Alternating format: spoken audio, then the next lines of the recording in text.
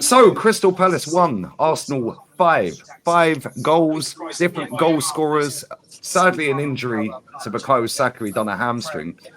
First half, we looked like absolute clowns. I don't know what we were doing in the defence in the first half. But Gabby Jesus, yeah, Johnny on the spot. Second goal was amazing. First goal was decent. Probably should have had a hat-trick. But without Bukayo Saka, we've shared the goals around. And back-to-back victories against Palace.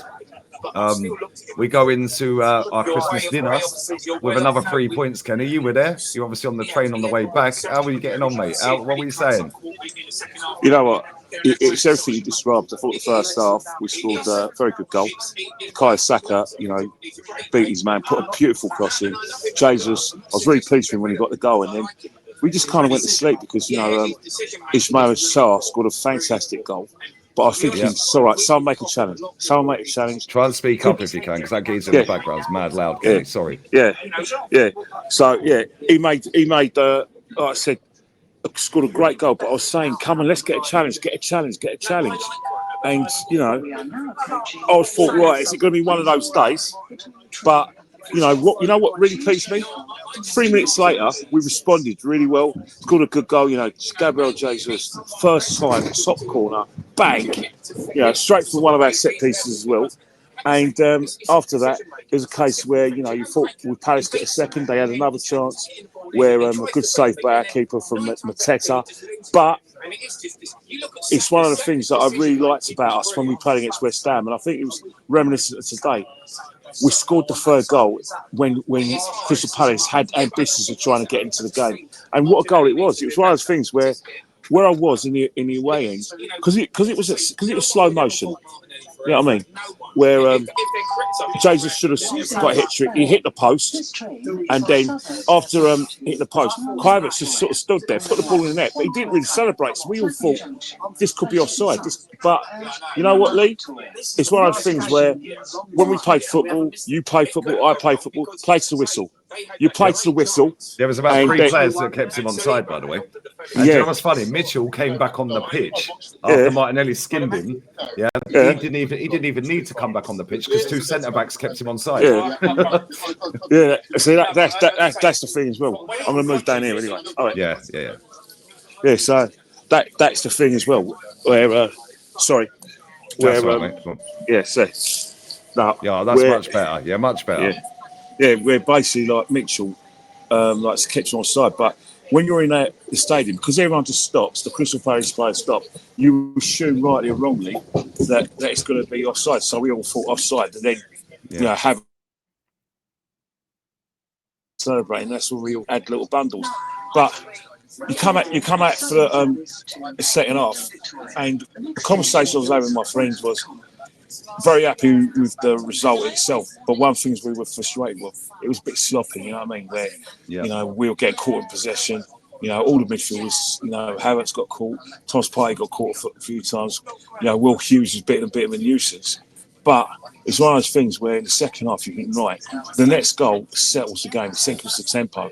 And once again, Jesus is involved. Probably should have got his goal, but a missed shot from our goal, Trossard, and it went into the path of Martinelli. And again, everyone near us, because it's right opposite us, where we just all stood still. Because when he put the ball in the net, no one celebrated because once again, we had no idea that he was onside. But I just seen the goal now on the highlights on my mate's phone, and it showed once again a couple of players are playing everyone onside.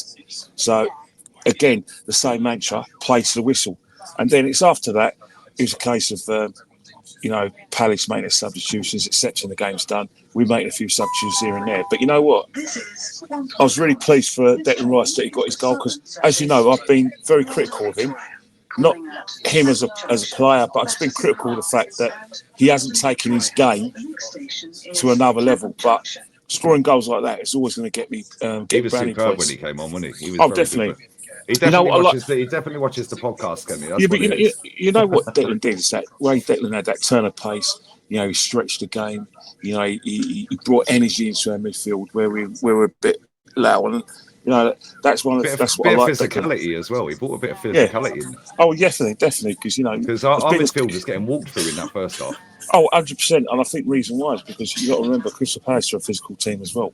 But there's a reason why Crystal Palace are where they are in the table, because all the goals, basic errors, a situation where you're playing a high line, but you still manage to keep everyone on side, even from situations like corner scenes.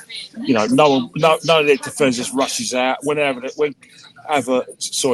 Trossard across, like none of their players rush out, just stand there, ball watching, boom, goal. That's Chris Payne's problem. But what I'll now demand from us now is, in order for us to have some hope that we can do something this season, I'm not talking about the league, I'm talking about the cups. There's still issues where I think that midfield, probably defence as well, will give teams hope, which we never gave to them last year. So I'd like us to be a bit tighter, in defence, because let's not forget, there were times when I thought Gabriel was out of position. I thought, Saliba relied on his pace probably a bit too much. So let's not get into the situation we got 2 seasons ago, 22-23, where teams got an in. We scored, but we weren't keeping clean sheets. And today is another time where we did keep a clean sheet. Well, what did you make of Saliba today? Because I thought he was awful. I can't lie. Well, I think it's the same as Mantra. Sometimes players like him rely on their pace to get themselves out of trouble. But what happens is that if they hold on the ball too much, or they like I said, get themselves in defence where they think they're too comfortable, it's one of those things where they like I said, can be put in trouble. But the thing about it, right, is that it doesn't matter whether you're a full-time pro or you play for the love of the game like we do. Like Joe, you play for the love of the game like we do. The situation is that you're always, and I say always, going to be a bit complacent.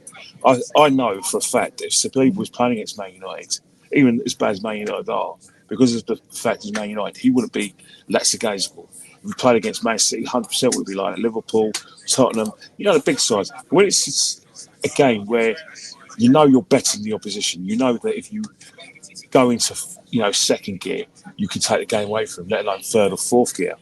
Sometimes you get complacent in your performance, and then you kind of imitate how would I say it? The average play of your opponents. So that's why when you look at Saliba, he doesn't look $1 million when he plays against some of the teams outside the top 6. Hence the fact that we do drop points against these teams, and then 2 of those teams beat us. But when in those big games against the big teams, we don't have a complaint, do we? No, and this is the thing there. Like some of our players, I don't know what it is. Like our goalkeeper, we've been calling our goalkeeper out for a couple of weeks, Kenny. Yeah, like he has looked so erratic at times with his passing. Which is something that we didn't have a go at him for before. The last 4 or 5 weeks, he's been a bit. I don't know if he's getting overconfident. Yeah, but we played Thomas Partey straight into trouble today, and Will Hughes nearly scored from that. Yeah, and then literally not even a couple of minutes later, 90 seconds later, they did actually score. Yeah, from all of that faffing around in the beginning, led to us booting the ball up the pitch from the goal kick. Yeah. And then they end up scoring. And the same with Saliba. Martin Odegaard today, I want to ask you about him. Yeah. Bro, I don't know how he played the whole game. He was awful. For me, he was the worst player on the pitch. The thing about it is, I think with the situation is that there's heavy reliance on Martin to sort of like be a creative hub. So he'll get situations where he'll get on the ball, because as I said before, one of the reasons why I'm very insistent on us getting a creative player in is that there's too much reliance on Martin. But again, it's one of those things where, again, he's probably part of the issue with us in terms of like our sloppiness, because he was caught in possession, by Will Hughes. He was caught by Lerma. Again, that's one of those things where there is inconsistency in his play since he's come back from injury. There's no doubt about that. We had the superb performance, 3 weeks ago in the East End, and then it's been hit and miss. He put a good crossing, like corner routine. We hit the bar, but I hear what you're saying. There's times we say, Martin, come on, come on, get yourselves further up the field. Come on, It Mark, just gets get boxed closer off to the the ball too easy. Yeah, I said this on the yeah. watch long. I said it's like it's same with Lewis Skelly. Like Lewis Skelly, I thought he was superb today. I thought he was our best defender, by the way. Yeah, right? he was. But at the same time, why is he marking Mateta?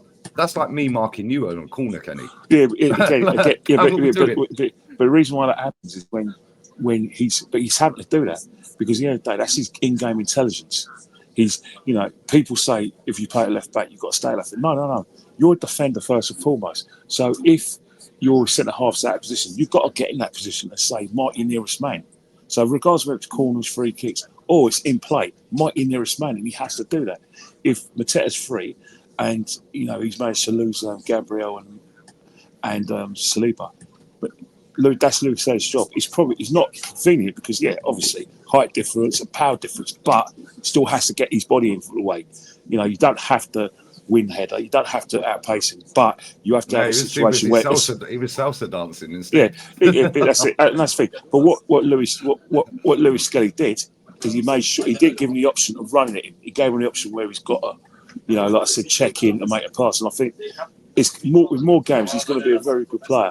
The situation is the problem is where we got is that the problem is that we still got a problem on the left hand side. Left back and left wing. But when we talk about left back, because obviously Lewis is a left back, is he the player that's going to save us a lot of money in the transfer market getting a left back, or do we still got to get in that market to get a left back? So we're going to need more of C. Lewis in big games like this to make a judgment on whether we need to do that. Because right now the state of play is we do need a left back because Shevchenko's back from injury, but Shevchenko can't do the double job, first and foremost defend, but he's good at and our sweet Prince that came on and looked like a calamity at left back against today. Got an assist though, didn't he? I mean, that's the thing. He's not a left back; he's a centre half. So, you can sugarcoat the situation. You can sugarcoat the situation and say, "All right, we've got Calafiori there," or you buy a left back. So it's a good opportunity for Lewis Skelly to delay our voyage into the transfer market and get a left back. That's what I think anyway. No, 100. Listen, Kenny, Merry Christmas, mate, to you and your family. Love you always. I know we're going to see each other on Monday, but I'm just that's what I'm saying Merry Christmas anyway. You've seen the last win before Christmas. Well, I'm definitely, Arsenal winning football matches is always a pleasure. It still affects my life if Arsenal win, lose or draw. It shouldn't, because I've got more important things in life, as you can imagine. But when you go watch football, if you can't have a situation where you feel the elation winning a football match or feel the despair of losing, then what's the point of me spending my whole Saturday in South London? Exactly, yeah, especially around there, mate. But listen, get them safe. And we'll catch up Monday. And very quickly, give me your prediction. What round is Usyk knocking him out? London, Victoria. I think it's going to be unanimous points decision in Riyadh. I think Tyson Fury, or don't be surprised if Tyson Fury's going to pull him out just through pure exhaustion and frustration. Fox is a funny old spot. His legs are gone and he's a shot fighter. So something's got to give. This is his last hurrah. And he ain't got the punch power to knock Usyk out. So yes, it's all roads lead to Usyk. Pillow fist. I'm saying Usyk inside 6. Yeah, and then we see the back of the Furies forever, please. Well, as long as it's John Fury as well, I'll be happy to see the back of John Fury. I'm a fighting man. Fighting man. Get him safe, mate. See you later. Have a wonderful evening, mate. Take care. Love you, mate. Bye, mate. Bye.